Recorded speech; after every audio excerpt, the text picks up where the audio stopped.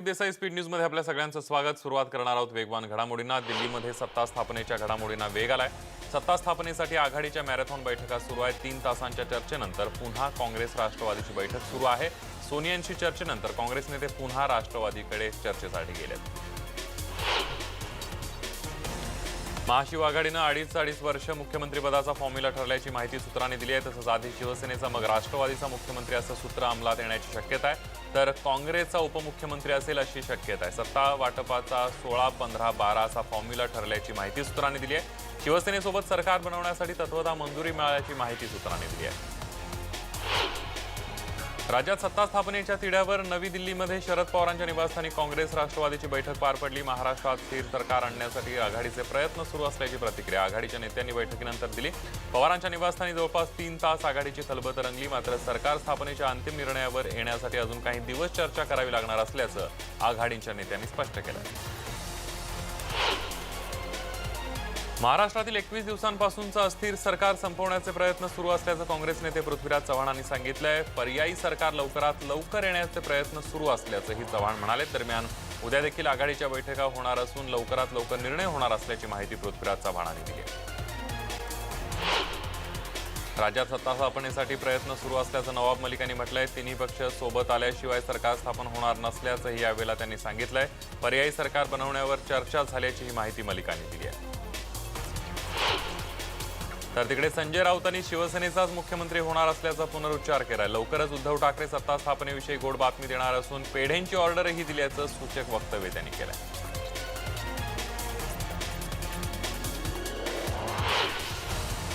काँग्रेसच्या बैठकीतील एक्सक्लुझिव्ह तपशील न्यूज 18 लोकमतच्या हाती लागलाय। 5 वर्षे सेनेचा मुख्यमंत्री असल्यास काँग्रेसला हरकत नाही, मात्र हिंदुत्वाच्या मुद्द्यावर सेनेकडून ठोस आश्वासन मिळाल्यावरच सरकारमध्ये सहभागी होणार असल्याचं सोनिया गांधींनी स्पष्ट केलंय। यावेळेला पीडब्ल्यूडी, ग्रामविकास, ऊर्जा खात्याची मागणी काँग्रेसनं केल्याची सूत्रांची माहिती आहे। केंद्रात विरोधक जे मुद्दे उपस्थित करतील त्याला सेना पाठिंबा देईलच असं आश्वासन सेनेनं द्यावं अशी मागणीही काँग्रेसनं केली आहे।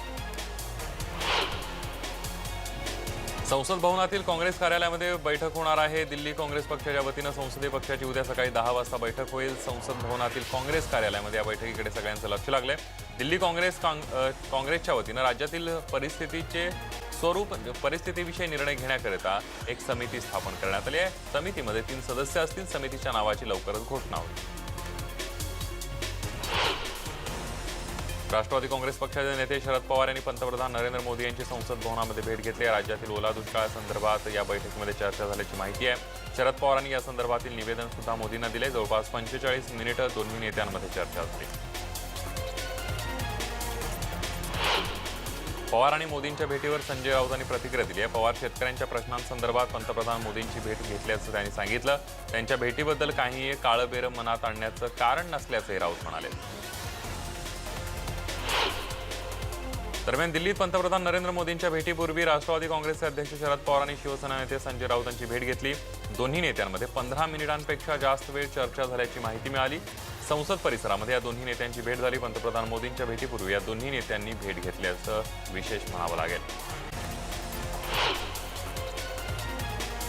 येत्या 25 आणि 26 नोव्हेंबरला शपथग्रहण समारंभ होऊ शकतो असा दावा शिवसेनेचे आमदार अब्दुल सत्तार यांनी केलाय। उद्धव ठाकरेंनी शिवसेनेच्या सर्व 56 आमदारांना मुंबईत बोलावलंय। आमदारांना आपल्यासोबत पॅन कार्ड आणि 5-6 दिवसांच्या राहण्याच्या तयारीनं बोलवण्यात आल्याची माहिती सत्तारांनी दिली आहे। शुक्रवारी होणाऱ्या बैठकीनंतर सर्व चित्र स्पष्ट होईल असंही ते म्हणाले। राष्ट्रपती राजवटीमुळे मुख्यमंत्री वैद्यकीय सहायता निधी कक्षाचं काम आता महात्मा ज्योतिबा फुले जन आरोग्य योजनेमार्फत सुरू केलं जाणार आहे। सध्या मंत्रालयात 6व्या मजल्यावर फक्त या कक्षाच्या निधीसाठी देण्यात येणार असून या ठिकाणी मदतीचे चेक स्वीकारले जात आहेत। रुग्णांचे अर्ज मात्र सध्या वरळी इथल्या महात्मा ज्योतिबा फुले जन आरोग्य योजनेच्या कार्यालयात स्वीकारले जात आहेत। त्यामुळे रुग्णांच्या नातेवाईकांना काहींचा दिलासा मिळाला आहे। शिवसेना भाजपनं एकत्र न येणं हा जनमताचा अपमान आहे। दोघांनी एकत्र यावं आणि शेतकऱ्यांना वाऱ्यावर सोडू नये असं मत समस्त हिंदू आघाडीचे कार्याध्यक्ष मिलिंद एकबोटे यांनी व्यक्त केलं आहे। तसंच भाजपनं जुने दिवस विसरू नये आणि शिवसेनेनंही हिंदुत्वाची युती करून काँग्रेससोबत जाऊ नये असं आवाहन त्यांनी केलं आहे।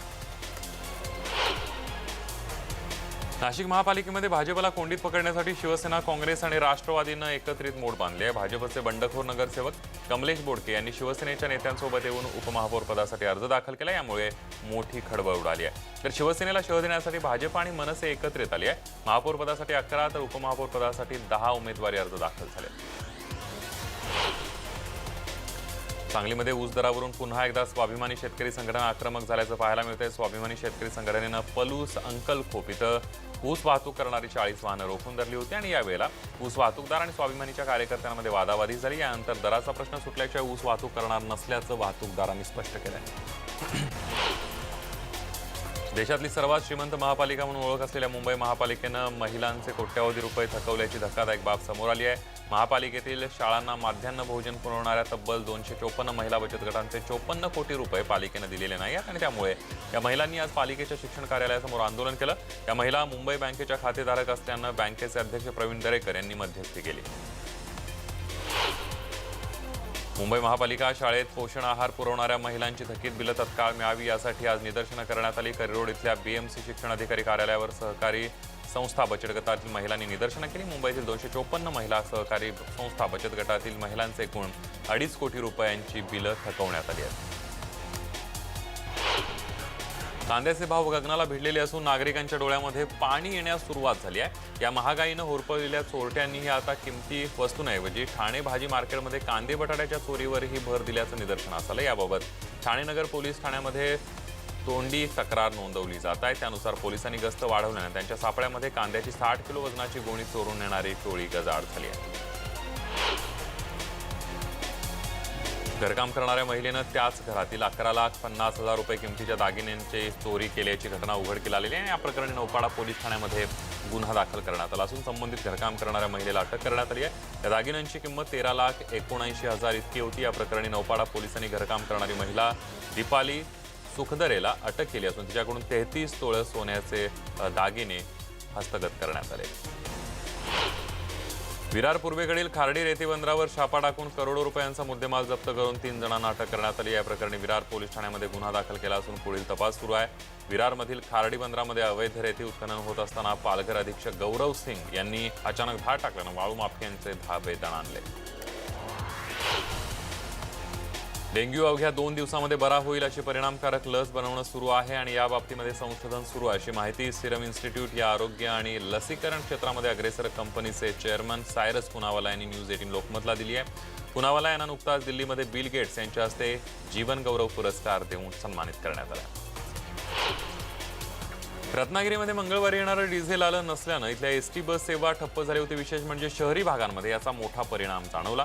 या ठिकाणी तब्बल 439 एसटीच्या शहरी आणि ग्रामीण बस सेवा रद्द करण्यात आल्या। डिझेलचे पैसे न भरल्यामुळे एसटीवर ही वेळ आली। आपल्या उंचीमुळे प्रसिद्धीला आलेल्या ज्योती आमने हिच्या घरी चोरी झालेली आहे। चोरट्यांनी घर फोडून 50,000चा ऐवज लंपास केलाय। सोमवारी मध्यरात्री 2 वाजताच्या सुमारास ही घटना घडली आहे। गेल्या 2 महिन्यांपासून ज्योती अमेरिकेमध्ये होती। ती भारतात परत येणार असल्यानं तिचे नातेवाईक नागपूर विमानतळावर गेले होते आणि याच वेळेला चोरट्यांनी संधी साधून डल्ला मारलेला आहे।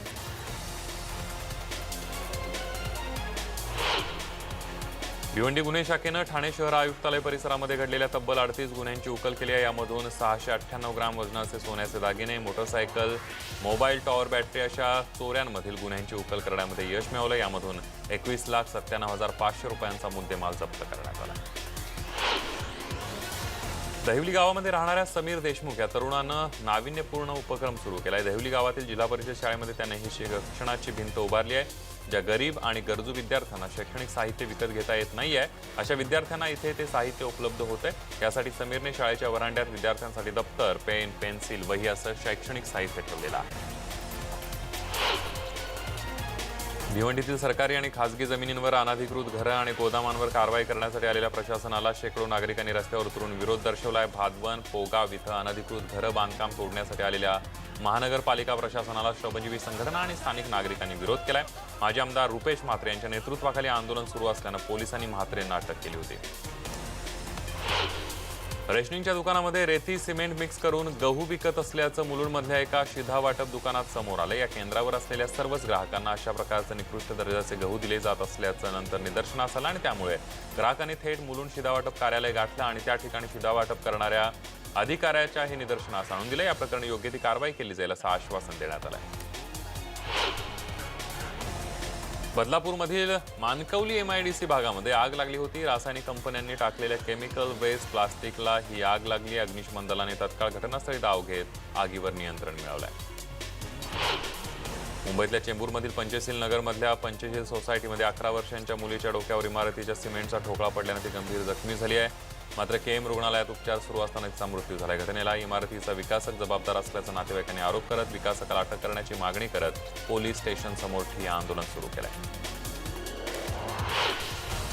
पिंपरी चिंचवड शहराला पाणी पुरवठा करणारं पवना धरण 100% भरले। मात्र तरीही पिंपरी शहराला एक दिवसाआड पाणी पुरवठा करण्याचा निर्णय घेतल्यानं पिंपरी पालिकेचे आयुक्त श्रावण हर्डीकर यांच्यावर टीकेची झोड उठली। मात्र ही पाणी कपात नसून दिवसाआड पाणी पुरवठा होणार असला तरी 2 दिवस पुरेल एवढं पाणी पुरवलं जाईल। तर अनधिकृत नळ जोड आणि पाणी गळती रोखण्यासाठी ही योजना आखल्याचं आयुक्तांनी सांगितलं। ठाण्यातील राबोडी भागामध्ये अमर सदन या इमारतीचा भाग अचानक कोसळला। या घटनेमध्ये एक महिला गंभीर जखमी झाली। सकाळी या इमारतीचे 2 मजले अक्षरशः पत्त्यांसारखे कोसळले। 16 घरांची वस्ती या इमारतीमध्ये होती। सुदैवाने या घटनेमध्ये कोणतीही जीवितहानी झालेली नाहीये। 5 सदस्यीय केंद्रीय पथक उद्या महाराष्ट्रात दाखल होणार आहे। 22 ते 24 नोव्हेंबर दरम्यान हे पथक औरंगाबाद, अमरावती, नागपूर तसंच नाशिक विभागाची पाहणी करणार आहे। डॉक्टर V तिरुपुगल यांच्या नेतृत्वाखाली पथक महाराष्ट्रात येणार आहे। राज्यात अवकाळी पावसामुळे शेतकऱ्यांचं मोठ्या प्रमाणावर नुकसान झालंय। पश्चिम महाराष्ट्र, मराठवाड्यासह विदर्भातील बहुतेक भागाला अवकाळीनं मोठा फटका दिलाय। दिवाळी संपूनही अद्याप एकही साखर कारखाना सुरू झालेला नाहीये। तसंच यंदा राज्यातील निम्मे साखर कारखाने ऊसाअभावी बंद राहणार आहेत। याबाबत आमदार दिलीप वळसे पाटील यांनी चिंता व्यक्त केली आहे। यवतमाळ जिल्ह्यातील कापूस शेतकरी अक्षरशः रडकुंडीला आलाय। निसर्गाच्या हाहाकारामुळे शेतकऱ्याच्या हाती कमी प्रमाणामध्ये कापूस लागलाय। त्यामध्ये आता कापूस वेचणीसाठी शेतकऱ्यांना मजूर मिळत नाहीये। इतकंच नाही तर सरकारची कापूस खरेदी केंद्रही अद्याप सुरू झालेली नाहीयेत। याचा फायदा व्यापारी घेत असून शेतकरी सर्व बाजूनं पिसला जातोय। दरम्यान CCIचे कापूस खरेदी केंद्र सुरू करण्याची मागणी आता शेतकऱ्यांनी केली आहे। महाराष्ट्र प्रदूषण नियंत्रण मंडळाने जाहीर केलेल्या पाणी गुणवत्ता स्थितीमध्ये महाराष्ट्रातील तापी नदी सर्वाधिक प्रदूषित आढळली आहे। राज्यातील सर्वाधिक प्रदूषित नद्या या नागपुरात आढळल्या असून या अहवालामध्ये 2017च्या तुलनेमध्ये मात्र प्रदूषण कमी झाल्याचं म्हटलंय। चंद्रपुरातील वर्धा, पैनगंगा, प्राणहिता या नद्या देखील कमी श्रेणीमध्ये प्रदूषित आढळल्यात। इंदापूर बैल हत्या प्रकरणामध्ये JCB चालक गोट्या उर्फ रोहित शिवाजी आटोळे याला अटक करण्यात आली आहे। इंदापूर तालुक्यातल्या पोंधवडी इथं JCBच्या बकेटने दाबून बैलाची निर्घृणपणे हत्या करण्यात आली होती। या प्रकरणी JCB चालक रोहित आटोळेला ताब्यात घेण्यात आले। पंढरपूर शहरातील इसबावी इथल्या 8 वर्षीय बालकाचा डेंग्यू सदृश आजारानं मृत्यू झालाय। श्रीनाथ अटकळे असं या बालकाचं नाव असून उपचारादरम्यान त्यांचा मृत्यू झालाय। श्रीनाथच्या काकांनी सोशल मीडियावरून नागरिकांना कुटुंबाची काळजी घेण्याचं आवाहन केलंय। शहरातील नागरिकांनी आपली आणि आपल्या कुटुंबाची काळजी घ्यावी। माझ्या पुतण्याचा डेंग्यूमुळे मृत्यू झालेला आहे अशी भावनिक पोस्ट त्यांनी केली आहे। पंढरपूर शहरालगतच्या लक्ष्मी टाकळी भागामध्ये डेंग्यू सदृश आजारानं थैमान घातले। या ठिकाणी 100पेक्षा जास्त रुग्णांवर उपचार सुरू आहेत। दिवसेंदिवस रुग्णांच्या संख्येमध्ये वाढ होत असून नागरिकांमध्ये भीतीचं वातावरण आहे। टाकळीसह उपनगर परिसरामध्ये सुद्धा उपचार सुरू असलेल्या रुग्णांपैकी बहुतांश रुग्ण हे डेंग्यूचे आहेत। दौंडमध्ये ट्रॅफिकमध्ये अडकलेल्या एका गरोदर महिलेची रस्त्यावरच प्रसूती करण्याची वेळ आली आहे। पाटस इथल्या रहिवाशी ऐश्वर्या जगताप दौंडला जात असताना त्यांना प्रसूती वेदना सुरू झाल्या। संकटात सापडलेल्या ऐश्वर्या यांची सुटका करण्यासाठी डॉक्टरांना बोलवण्यात आलं। डॉक्टर संदीप गावडे यांनी त्या गाडीमध्ये डिलिव्हरी करण्याचा निर्णय घेतला आणि सोबत उपकरणं नसताना एका सिस्टरच्या मदतीनं त्या मातेची डिलिव्हरी करण्यात आली। लातूर शहरामध्ये किती खड्डे असतील याबाबतचा अंदाज लावा असं तुम्हाला जर कोणी सांगितलं तर आता तुम्ही अंदाज लावाल 100 किंवा 500, फार तर तुम्ही म्हणाल की 1000 खड्डे। पण तुमचा विश्वास बसणार नाही, कारण लातूरमध्ये तब्बल 7365 खड्डे आहेत। मी लातूरकर या ग्रुपनं शहरातले खड्डे मोजले आणि त्याभोवती रेडियम कलर लावून अनोखा आंदोलन केलं। पोलादपूर नगरीचे ग्रामदैवत श्री काळभैरवनाथ जोगेश्वरी देवस्थानच्या वतीनं कार्तिक वद्य अष्टमीला श्री काळभैरव जयंती उत्सव दरवर्षीप्रमाणे उत्साहामध्ये साजरा करण्यात आला। देवस्थान समितीतर्फे अभिषेक, श्री सत्यनारायणाची महापूजा, भजन कीर्तन, महाआरती, आदिशक्ती महिला मंडळाचं भजन, रात्री श्री काळभैरव जयंतीनिमित्त ग्रामदैवतावर फुलांची उधळण आणि 12 वाजल्यानंतर महाआरती झाली आणि या उत्सवाची सांगता झाली। शिर्डीमध्ये चोरांनी पोलिसांवर गोळीबार केल्याची धक्कादायक घटना घडलेली आहे। चोरी करून पळत असताना पोलिसांनी या चोरांचा पाठलाग केला आणि यावेळेला चोरानं पोलिसावर गोळी झाडलेली आहे। या गोळीबारामध्ये पोलीस अजित पठारे गंभीर जखमी झाले असून त्यांच्यावर रुग्णालयात उपचार सुरू आहेत। या प्रकरणी सचिन तांबे या आरोपीला पोलिसांनी अटक केली। आज गृह खात्यानं संसदेत दिली आहे। इंटरनेट सेवा योग्य वेळी सुरू केली जाईल असंही विधान केंद्रीय गृहमंत्री अमित शहांनी राज्यसभेत केलंय। कलम 370 हटवल्यानंतर काश्मीरात एकाही व्यक्तीचा गोळीबारात मृत्यू झालेला नाहीये। दगडफेकीच्या घटनाही कमी झाल्यात याकडेही शहांनी लक्ष वेधलं। तर संपूर्ण देशामध्ये एनआरसी लागू केली जाईल असं आज अमित शहांनी राज्यसभेमध्ये सांगितले। कोणत्याही धर्माच्या लोकांना यामुळे घाबरण्याचं कारण नाहीये। ही एक प्रक्रिया असून यामुळे देशाचे सर्व नागरिक एनआरसीच्या यादीमध्ये समाविष्ट व्हावेत अशी अपेक्षा त्यांनी यावेळेला व्यक्त केली। माजी पंतप्रधान मनमोहन सिंग यांच्यासह गांधी कुटुंबियांच्या सुरक्षा कमी करण्याच्या निर्णयामागे कोणताही राजकीय हेतू नसल्याचं संसदीय कार्यमंत्री जे.पी. नड्डा यांनी स्पष्ट केलंय।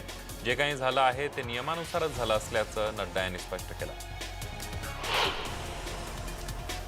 गोव्यामध्ये इफ्फी या अर्थात भारतीय आंतरराष्ट्रीय चित्रपट महोत्सवाला सुरुवात झाली आहे। इफ्फीमध्ये यंदा 76 देशातील एकूण 300 चित्रपट दाखवण्यात येतील।